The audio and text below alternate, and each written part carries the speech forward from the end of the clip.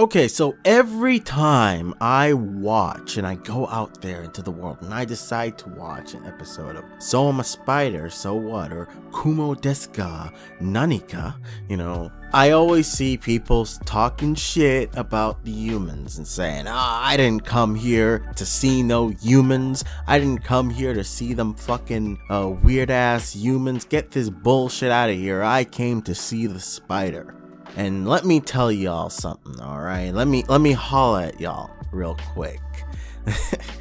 The humans are actually pretty fucking important. Like, they're important to really getting the full picture of the overall narrative. And I get it if you're not really used to looking at a story in terms of the big picture and you're only taking it in an episode at a time. It can be very hard to see that and be like, yo, this is actually really interesting or whatever. You might just look at this and go, hey, I'm actually kind of bored with these guys. I don't really care. And you know what?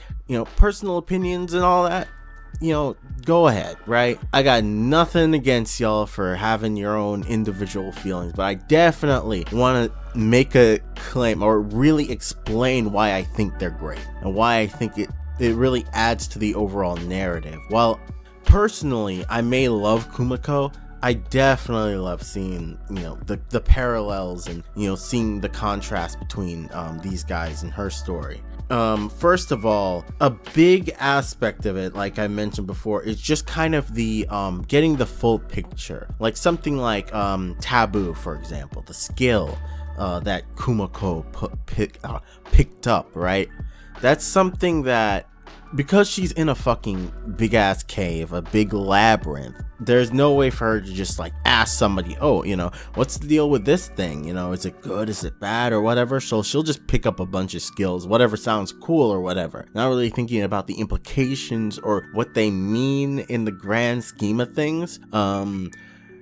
But when you get to see a human's perspective, you get more of a concrete understanding of that. Like that church girl Yuri basically said, hey, if you see anybody with a skill called Taboo, let me know so I can fucking kill them and stuff. So now hey, that shit is actually something really important and possibly very dangerous. You don't really think about it when you're, watching Kumoko's story, because overall world building really isn't as much of a focus on her side as much as it is her doing cool stuff and min-maxing and gathering up all these cool skills and trying to get the fuck out of the big ass dungeon. That's her side of things, whereas with the human side, you really get to see a little bit more of, what's going on in the background, or, how this world works politically and physically, and how people kind of grapple with this idea of, you can pick up these weird skills, they'll just give you superpowers and stuff, right?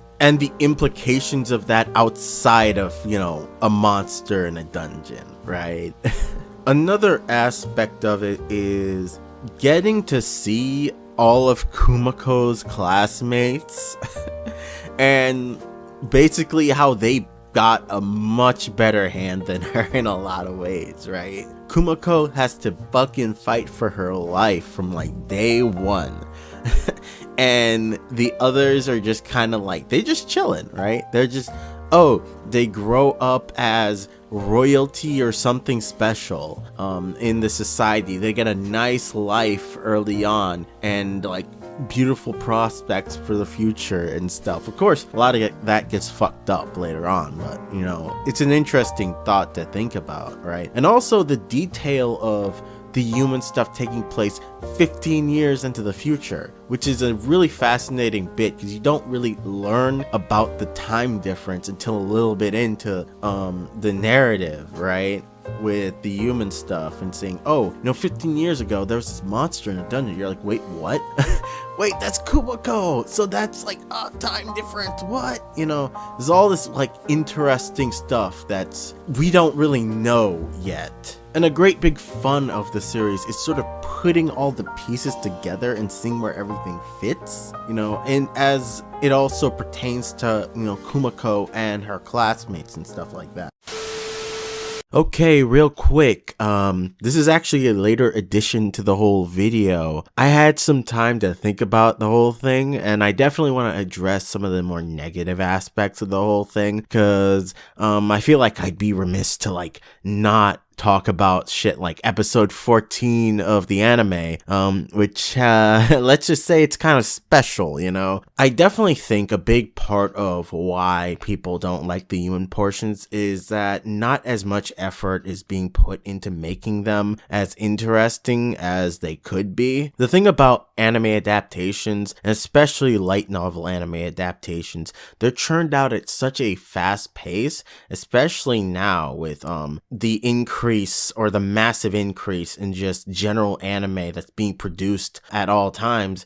It's become extremely common for there to be adaptations that don't do as great of a job as they could possibly do, and it's kind of sad and, you know, tragic. And I think this plays into why people aren't as, you know, enthusiastic about these parts, whereas with the Kumoko bits, they get a lot of attention, a lot of personality, and generally they epitomize everything really great about the show. And that's really sad to see, just because the human bits are so fucking important. I stand by everything I've said in the video up to this point, that the human parts are very important to getting the full picture, the big grasp of everything that's going on in the story, and to really understand everything. It's pretty obvious from the plot that the two sides, the human side and the, you know, the monster side with Kumoko, that they're on like a crash course collision with one another. And eventually, once we get to that point, everything will become clear narratively, what's actually going on, and all the little pieces we didn't know and understand, they'd all come together and really blow your fucking mind. So it's really sad to see people kind of like dismiss it now because of an adaptation. So I generally speaking, even though I'm also an anime only, I've actually gone out and picked up the light novels, and I think, like, if you really enjoy this show, you should go out and pick them up too, because I think we're gonna get the full picture of everything that's happening, and in a very nice way. With the novels, right, we're gonna get a bigger or a more intact version of that, and we're gonna get a better version of the intrigue, you know? So yeah, that's generally what I wanted to like put in. Big shout out to Amin, Twitter mutual of mine, who got me thinking about this whole thing and made me want to like put it in. I actually considered scrapping the entire video just because I was unsatisfied with not saying it, and then I realized, wait a minute, I'm literally fucking Jade the Scribe. I'm God. I can just fucking edit in a portion of the thing. I can just edit in the perspective I've gained. Yeah, yeah, episode 14, not fucking good. That was probably the worst example of what I was talking about, with it looking outsourced and just janky and all over the fucking place. And I hope the anime doesn't do that shit again. But yeah, back to the regularly scheduled video. And speaking of her classmates, I do want to take the time to like talk about my opinions on some of the major ones. First, you have Schlain.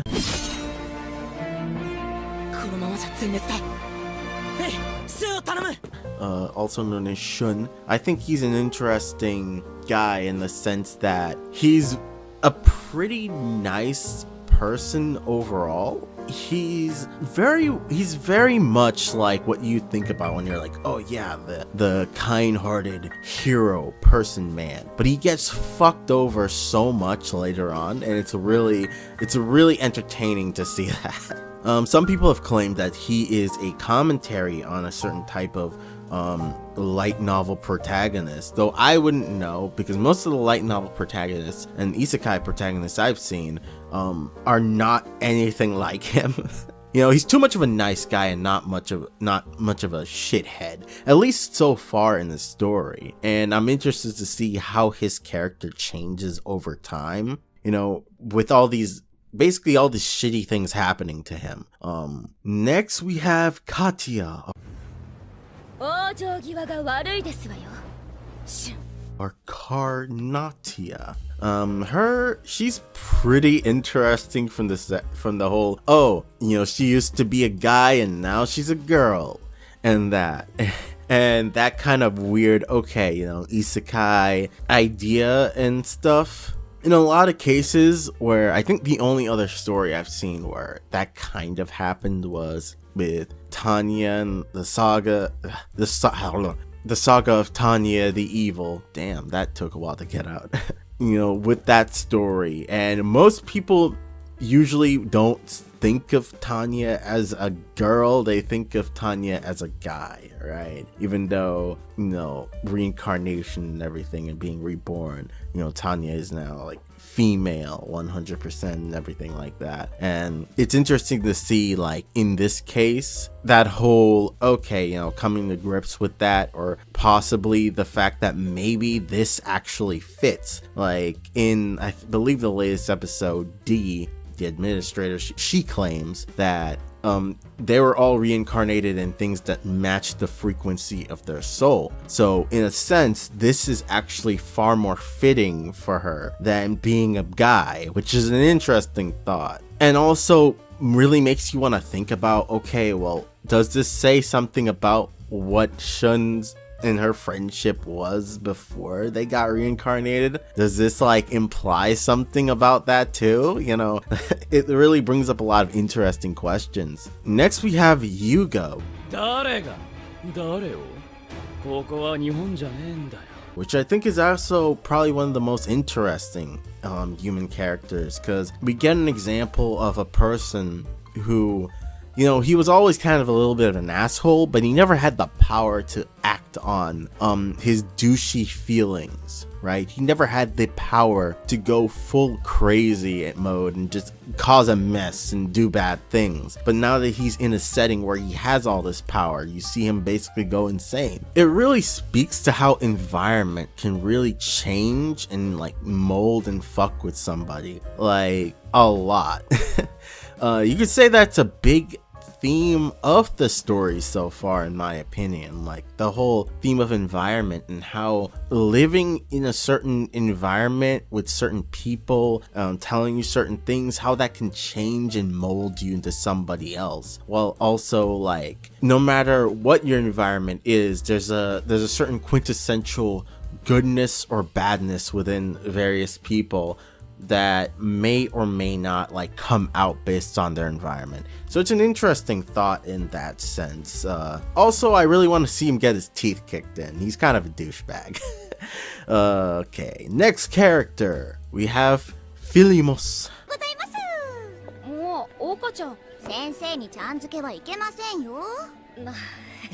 or Sensei. I don't trust this bitch.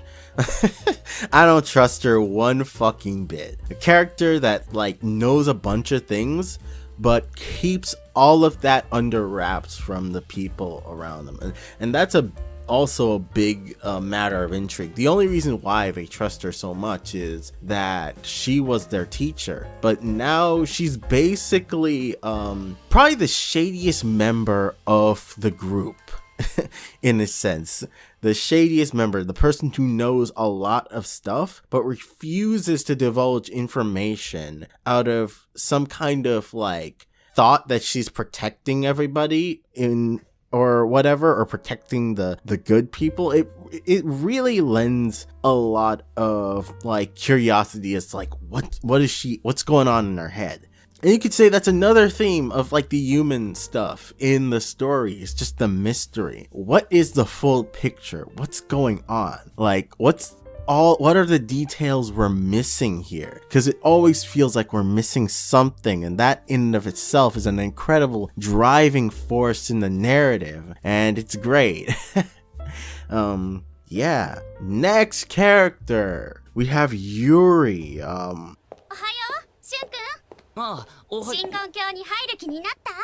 Also known as Church Girl. So Church Girl is also another interesting character, very much like Yugo, and it's interesting to see how we're introduced to her at the same time as we're introduced to Yugo. And in a case you could say she's almost like a more extreme version of Yugo in certain ways, whereas with Yugo, his environment enhanced deeply buried desires he already had inside of him. With Yuri, her environment almost like completely warped her personality altogether. And again, that's very fascinating, and I am very interested to see like what they do with her or in the stories. But yeah, that's basically the video. I'm really enjoying the series so far, and actually I went out and got the light novels because I'm very interested to see the more detailed version of the story with more stuff in it and more intrigue. Overall, I'm getting a lot more into like reading light novels, to be honest, so this is a very welcomed thing. And if I get more through the story, I'll probably do videos talking about that aspect of it too, and comparing the anime to the light novel, so that'll be interesting. But yeah, thank you for watching. If you watched, I really appreciate it. Isekai Defense Force Commander Jade out. Thank you and goodbye.